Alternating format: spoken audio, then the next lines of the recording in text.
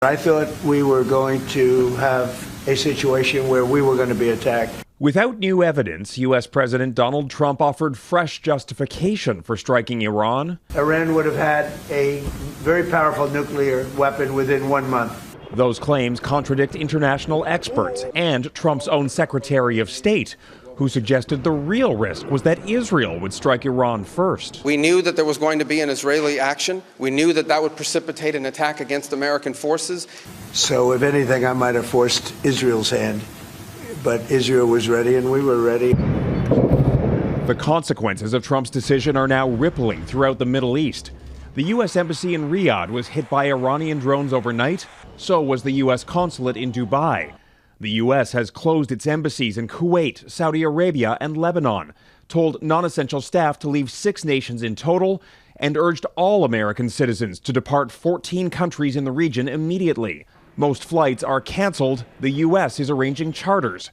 The embassy in Jerusalem warned it is not in a position to evacuate or directly assist Americans. They do not have the capacity to be able to help U.S. citizens. Among the stranded in Dubai, retired Major General Randy Manner, who served as Deputy Commanding General for the U.S. Army in the Middle East and is now caught in the middle of a new American-led conflict.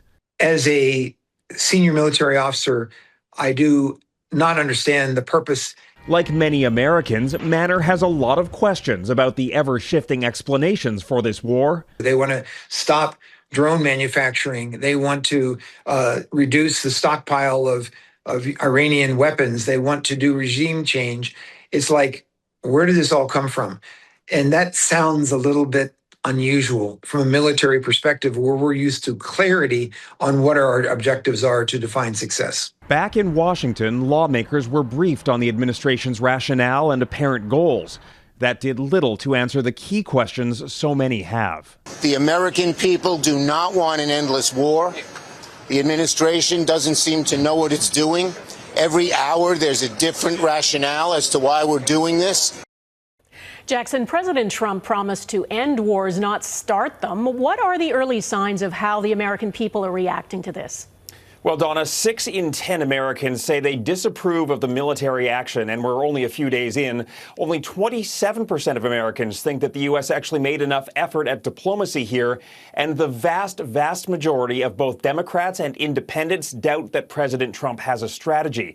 And now that skepticism is starting to be felt within Trump's own circles. A number of high-profile figures in MAGA world, from Tucker Carlson to former Congresswoman Marjorie Taylor Greene, are objecting to the war, and Donna, they're basically questioning how this serves American interests. Okay, Jackson, Proskow in Washington, thanks.